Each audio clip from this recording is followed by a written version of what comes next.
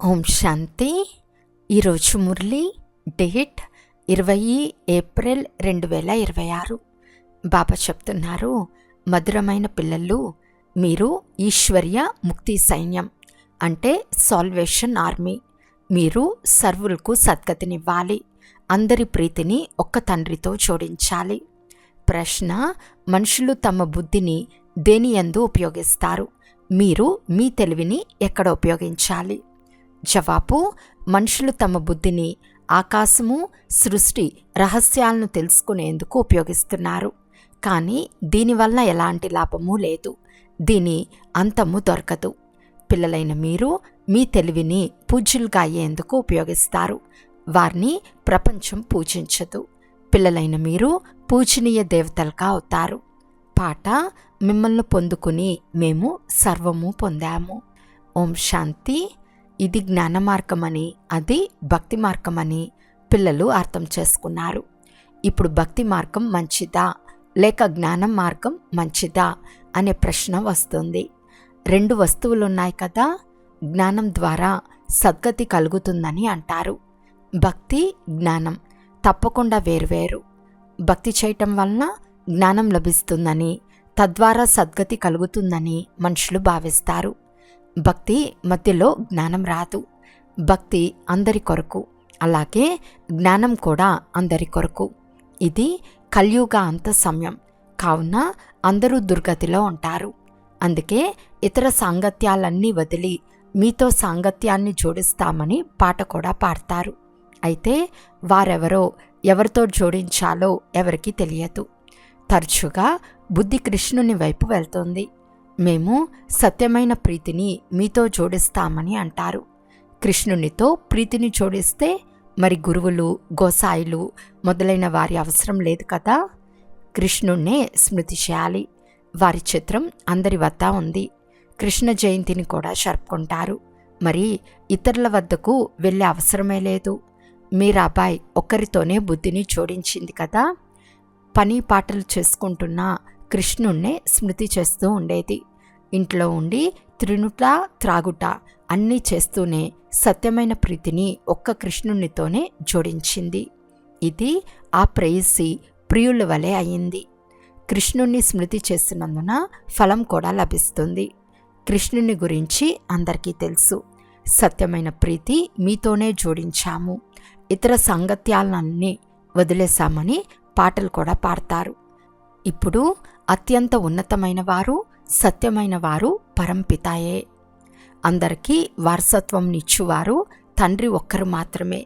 వారిని గురించి ఎవరికీ తెలియదు.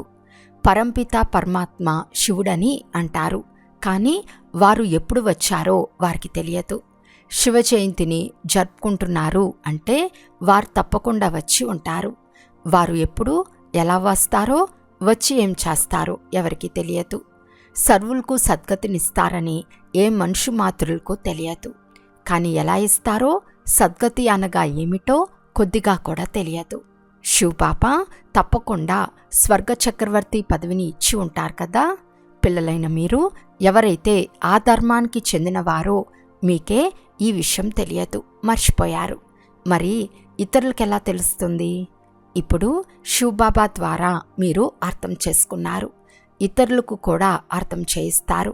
మీరు ఈశ్వర్య ముక్తి సైన్యం, ముక్తి సైన్యం లేక సద్గతిని ఇచ్చు సైన్యం అని అనవచ్చు. ఇప్పుడు పిల్లలైన మీపై బాధ్యత ఉంది. మీరు చిత్రాలను ఉపయోగించి కూడా అర్థం చేయించవచ్చు. భాషలు అనేకమున్నాయి. ముఖ్యమైన భాషల్లో చిత్రాలు తయారు చేయించాల్సి వస్తుంది. భాషల గురించి కూడా చాలా గొడవలు, జంజాటాలు ఉన్నాయి.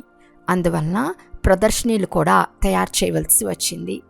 చిత్రాలను ఉపయోగించి అర్థం చేయించడం చాలా సులభం. సృష్టి చక్ర చిత్రంలో కూడా జ్ఞానం పూర్తిగా ఉంది. సిడి చిత్రం కేవలం భారతీయులకు మాత్రమే. ఇందులో ఇతర ధర్మాలేవీ లేవు. భారతదేశం తమోప్రధానమైనప్పుడు ఇతర దేశాలు తమోప్రధానం కావని కాదు. అన్ని ధర్మాలు తమోప్రధానం అవుతాయి. కావున వారి కొరకు కూడా చిత్రాలు కావాలి. సర్వీస్ కొరకు ఇవన్నీ బుద్ధిలోకి రావాలి. ఇద్దరు తండ్రుల రహస్యాన్ని కూడా అర్థం చేయించాలి. వారసత్వం రచయిత ద్వారా లభిస్తుంది. లక్ష్మీనారాయణలే భారతదేశపు మొట్టమొదటి మహారాజా మహారాణులుగా అనగా భగవాన్ భగవతీలుగా ఉండేవారని అన్ని ధర్మాల వారికి తెలుసు. మరి వారికి ఈ స్వర్గరాజ్యం ఎప్పుడు ఎలా లభించింది? తప్పకుండా భగవంతుని ద్వారా లభించి ఉంటుంది. కానీ ఎప్పుడు ఎలా లభించిందో ఎవరికీ తెలియదు. గీతలో శ్రీకృష్ణుని పేరు వేసి తర్వాత ప్రళయాన్ని చూపించేశారు. ఫలితం ఏమీ లేదు. ఇది పిల్లలైన మీరు అర్థం చేయించాలి. చిత్రాలు అన్ని వైపులా ఉన్నాయి. లక్ష్మీనారాయణల చిత్రాలు కూడా ఉంటాయి. భలే ముఖ కవలికలు, డ్రెస్ మొదలైనవి వేరుగా ఉండవచ్చు. ఎవరికి ఎలా తోస్తే అలా తయారు చేశారు. శ్రీనాథుడు శ్రీనాథుని ఈ రాధాకృష్ణులే కదా. శ్రీరాధ శ్రీకృష్ణులు కిరీటదారులు కారు, వారు నల్లని వారు కారు. రాజధాని లక్ష్మీనారాయణులది, రాధాకృష్ణులది కాదు. మందిరాలైతే అనేక ప్రకారాలవి తయారు చేశారు. కానీ లక్ష్మీనారాయణల పేరే పెడతారు. లక్ష్మీనారాయణల వంశం అనే అంటారు. సీతారాముల వంశం లక్ష్మీనారాయణల వంశం అని అంటారే కానీ రాధాకృష్ణుల వంశం అని ఎప్పుడూ అనరు. ఈ విషయాలు మానవుల ఆలోచనలోకి కూడా రావు. పిల్లలైన మీరు కూడా నంబర్వార్ పురుషార్థానుసారంగా అర్థం చేసుకుంటారు. ఎవరికి సేవ చేయాలని అభిరుచి ఉంటుందో వారు ఉమంగంతో ఎగురుతూ ఉంటారు. కొంతమంది మాకు అర్థమవుతుంది కానీ నెమ్మదిగా యుక్తులు కూడా రచించాల్సి వస్తుందని అంటారు. కొంతమంది వేదశాస్త్రాలు అధ్యయనంను చేసినందున, యజ్ఞ జప తపాదులు చేసినందున, తీర్థయాత్రలు మొదలైనవి చేసినందున పరమాత్ముని పొందగలమని భావిస్తారు. కానీ భగవంతుడు అంటున్నారు, ఇవన్నీ నా నుండి దూరం చేసే మార్గాలు. డ్రామాలో అందరూ దుర్గతిని పొందే తీరాలి. కావున ఇలాంటి విషయాలు చెప్తారు. ఇంతకుముందు మనం కూడా భగవంతుడు ఒక పర్వత శిఖరం వంటి వారు, ఎవరు ఎక్కడి నుండి వెళ్ళినా చేరవచ్చు అని అనేవారము. అందువల్ల మనుషులు అనేక ప్రకారాలైన మార్గాలు పట్టుకున్నారు. భక్తి మార్గంలోని మార్గాలు పట్టుకుని అలసిపోయినప్పుడు మళ్ళీ ఆ భగవంతుణ్ణే పిలుస్తారు. ఓ పతిత పావన, మీరు వచ్చి పావనంగా అయ్యే మార్గాన్ని చూపండి. మీరు లేకుండా పావనంగా అవ్వలేము, అలసిపోయాము అని పిలుస్తారు. రోజుకు భక్తి మార్గం పూర్తిగా అలసిపోయేలా చేస్తుంది. ఇప్పుడు ఉత్సవాలు, జాతరలు మొదలైన వాటికి లక్షల మంది వెళ్తారు. ఎంతో మురికి ఏర్పడుతుంది. ఇది అంతిమ సమయం. ప్రపంచం పరివర్తన అవుతుంది. వాస్తవానికి ఉన్న ప్రపంచం ఒక్కటే. దానిని 2 భాగాలుగా చేశారు. అందువలన మనుషులు స్వర్గము, నరకము వేరువేరు ప్రపంచాలని భావిస్తారు. కానీ ఇది 2 అర్ధభాగాలు. పైన సత్యత్రేతాయుగాలు, తర్వాత ద్వాపర కలియుగాలు. కలియుగంలో తమోప్రధానంగా అయ్యే తీరాలి. సృష్టి పాతదవుతుంది. ఈ విషయాలు ఇతరులెవ్వరికీ అర్థం కావు. తికమక పడి ఉన్నారు. కొంతమంది శ్రీకృష్ణుడు భగవంతుడని, మరికొంతమంది రాముడు భగవంతుడని అంటారు. ఈ రోజుల్లో అయితే మనుషులు స్వయాన్ని తామే భగవంతుడు అని చెప్పుకుంటున్నారు. ఈశ్వరుని అవతారమని చెప్పుకుంటారు. దేవతల కంటే మనుషులు తీక్ష్ణమైపోయారు. దేవతలను కేవలం దేవతలనే అంటారు. కానీ మనుషులు స్వయాన్ని భగవంతుడని చెప్పుకుంటారు. ఇది భక్తి మార్గం. దేవతలు స్వర్గంలో ఉండేవారు. ఇప్పుడు కలియుగి ఇనుప యుగంలో ఉన్న మనుషులు భగవంతుడు ఎలా అవ్వగలరు? తండ్రి అంటున్నారు, నేను ఈ సంగం యుగంలో ప్రపంచాన్ని ట్రాన్స్ఫర్ చేయవలసినప్పుడే వస్తాను. కలియుగం నుండి సత్యుగం అవుతుంది. మిగిలిన వారంతా శాంతిధామానికి వెళ్ళిపోతారు. అది నిరాకార ప్రపంచం. ఇది సాకార ప్రపంచం. నిరాకార వృక్షంను అర్థం చేయించేందుకు పెద్ద చిత్రాన్ని తయారు చేయాలి. బ్రహ్మ మహాతత్వం కూడా ఆకాశమంత పెద్దది.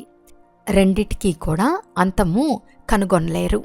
విమానాలు మొదలైన వాటిలో వెళ్ళి ప్రయత్నిస్తున్నారు, కానీ అంతంను తెలుసుకోలేకున్నారు.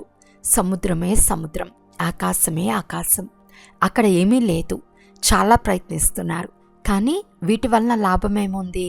మేము మా తెలివిని ఉపయోగిస్తున్నాము అని భావిస్తారు. ఇది మనుషుల తెలివి. మానవులు విజ్ఞాన గర్వితులై ఉన్నారు.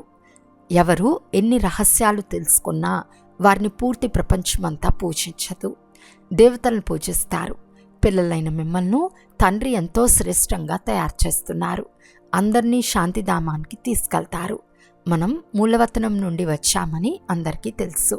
కానీ మీకు తెలిసినంతగా ప్రపంచంలోని వారికి తెలియదు.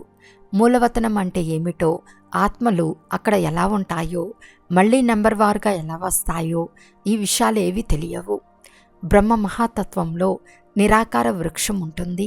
సత్యుగంలో చాలా కొద్దిమంది మనుషులు మాత్రమే ఉంటారని, మిగిలిన ఆత్మలన్నీ మూలవతనంలో ఉంటాయని వారికి తెలియదు. ఎలాగైతే ఇక్కడ సాకార ప్రపంచం ఉందో అలా అక్కడ మూలవతనం ఉంది. ఈ వతనం కానీ ఆ వతనం కానీ ఎప్పుడూ ఖాళీగా ఉండదు. అంతమైనప్పుడు బదిలీ అవుతారు. ఈ వతనంలో కొంతమంది తప్పకుండా ఉంటారు. వతనం పూర్తిగా ఖాళీ అయితే ప్రళయం జరుగుతుంది. ప్రళయం జరగదు. ఇది అవినాశి ఖండం కదా. ఈ విషయాలన్నీ బుద్ధిలో ఉంచుకోవాలి. రోజంతా ఎవరి కళ్యాణం చేయాలో ఆలోచిస్తూ ఉండాలి.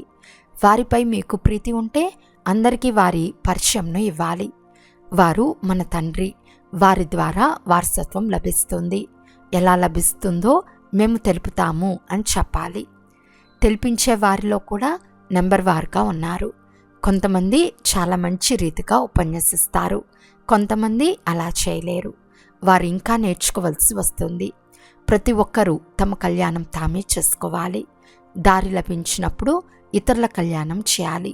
ఇతరులకు కూడా తండ్రి నుండి వారసత్వం ఇప్పించాలని మనసులో ఉంటుంది. ఆత్మీక సేవ చేయాలి. ఇప్పుడు అందరూ ఒకరికొకరు సేవ చేసుకుంటారు. తండ్రి వచ్చి ఆత్మీక సేవ నేర్పిస్తున్నారు. ఇతరులెవ్వరికీ ఆత్మీక సేవ గురించి తెలియదు. ఒక్క ఆత్మీక తండ్రి మాత్రమే ఆత్మీక సేవ చేస్తారు. శారీరక సేవ అయితే జన్మ జన్మాంతరాలుగా చాలా చేశారు. ఇప్పుడు ఈ అంతిమ జన్మలో ఆత్మీక సేవ చేయాలి. తండ్రి మనకు ఈ సేవను నేర్పించారు. ఇందులోనే కళ్యాణం ఉంది. ఇక ఎందులోనూ లాభం లేదు. గృహస్థ వ్యవహారంలో కూడా ఉండాలి. తోడు నిభాయించాలి. వారికి కూడా ఇది అర్థం చేయించి కళ్యాణం చేయాలి. ప్రీతి ఉంటే ఎంతో కొంత వింటారు. చాలామంది మేము కూడా సన్యాసం చేయవలసి వస్తుందని భయపడతారు. ఈ రోజుల్లో సన్యాసులు చాలామంది ఉన్నారు కదా. కాషాయ వస్త్రాలను ధరించి 2 మాటలు వినిపిస్తే ఎక్కడో ఒక చోట నుండి భోజనం లభిస్తుంది. ఏ కొట్టుకు వెళ్ళినా 2 పూరీలు ఇస్తారు. మరొక కొట్టుకి వెళ్తే కడుపు నిండిపోతుంది. అడుక్కునే వారిలో కూడా అనేక రకాలైన వారుంటారు. ఈ తండ్రి నుండి ఒకే విధమైన వారసత్వం లభిస్తుంది. అనంతమైన చక్రవర్తి పదవి లభిస్తుంది. సదా నిరోగులుగా అవుతారు. ధనవంతులు కష్టంగా వస్తారు. పేదవారి కళ్యాణం కూడా చేయాలి. బాబా అనేక ప్రదర్శనలు తయారు చేయించి ఉంచారు. ఎందుకంటే గ్రామాలు చాలా ఉన్నాయి కదా. మినిస్టర్లు మొదలైన వారు ఈ జ్ఞానం బాగుందని భావించారు అంటే అందరూ వినటం ప్రారంభిస్తారు. పోను పోను మీ పేరు ప్రసిద్ధి చెందుతుంది.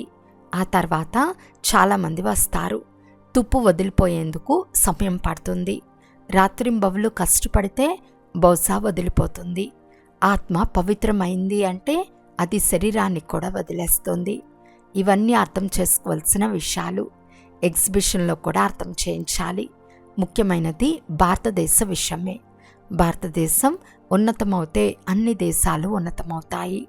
ప్రొజెక్టర్లతో కంటే ఎగ్జిబిషన్లో ఎక్కువ సేవ జరుగుతుంది. నెమ్మది నెమ్మదిగా వృద్ధి చెందుతూ ఉంటుంది. రోజులు గడిచే కొలిది మీ పేరు ప్రసిద్ధమవుతుంది. 5000 సంవత్సరాల క్రితం కూడా ఇలాగే జరిగింది. అన్నీ మీరు రాయాలి. ఇవి చాలా అద్భుతమైన విషయాలు. బాబా సూచనిస్తున్నారు. పిల్లలు చాలా విషయాలు మర్చిపోయారు. ఏం జరిగినా ఇప్పటికీ 5000 సంవత్సరాల క్రితం కూడా ఇలాగే జరిగింది అని అంటారు. ఇవి చాలా స్పష్టమైన విషయాలు. కానీ ఎవరి బుద్ధిలోనైనా కూర్చున్నప్పుడు కదా. వార్తాపత్రికల్లో ప్రచురిస్తే కొంతమంది అర్థం చేసుకుంటారు. జ్ఞాన మార్గంలో చాలా ఫస్ట్ క్లాస్ స్థితి కావాలి. ఇటువంటి విషయాలను స్మృతి చేసుకుంటూ హర్షితంగా కూడా ఉండాల్సి వస్తుంది. ఇది అభ్యాసమైతే స్థితి చాలా ప్రసన్నంగా ఉంటుంది. అచ్చా, మధురాతి మధురమైన అపురూపమైన పిల్లలకు మాతాపిత బాప్తాతాల ప్రియ స్మృతులు మరియు గుడ్ మార్నింగ్. ఆత్మిక పిల్లలకు ఆత్మిక తండ్రి నమస్తే. ఆత్మిక తండ్రికి ఆత్మిక పిల్లల యొక్క ప్రియ స్మృతులు మరియు నమస్తే నమస్తే నమస్తే. ధారణ కొరకు ముఖ్య సారము. ఫస్ట్ పాయింట్, మిగిలిన అందరి నుండి ప్రీతిని తొలగించి ఒక్క తండ్రితోనే జోడించాలి. అంతేకాక అందరి ప్రీతిని ఒక్క తండ్రితో జోడింపచేసే సేవ చేయాలి. సెకండ్ పాయింట్, సత్యమైన ఆత్మిక సేవాదారులుగా తయారవ్వాలి. మీ కళ్యాణం చేసుకుంటూ ఇతరులకు కూడా దారి చూపించాలి. మీ స్థితిని ప్రసన్నమయంగా చేసుకోవాలి. ఈరోజు వరదానము. తమ శ్రేష్టమైన వ్యవహారం ద్వారా సర్వాత్ములకు సుఖంనిచ్చే మహాన్ ఆత్మ భవ. ఎవరైతే మహాన్ ఆత్మలుగా ఉంటారో వారి ప్రతి వ్యవహారం ద్వారా సర్వ ఆత్మలకు సుఖం దానంగా లభిస్తుంది. వారు సుఖాన్ని ఇస్తారు, సుఖాన్ని తీసుకుంటారు. కనుక మహాన్ ఆత్మల లెక్కతో ఈ మొత్తం రోజంతటిలో అందరికీ సుఖంనిచ్చానా, పుణ్యకార్యం చేశానా అని చెక్ చేసుకోండి. పుణ్యము అనగా ఎవరికైనా ఏదైనా వస్తువు ఇస్తే ఆ ఆత్మ నుండి ఆశీర్వాదాలు లభించాలి.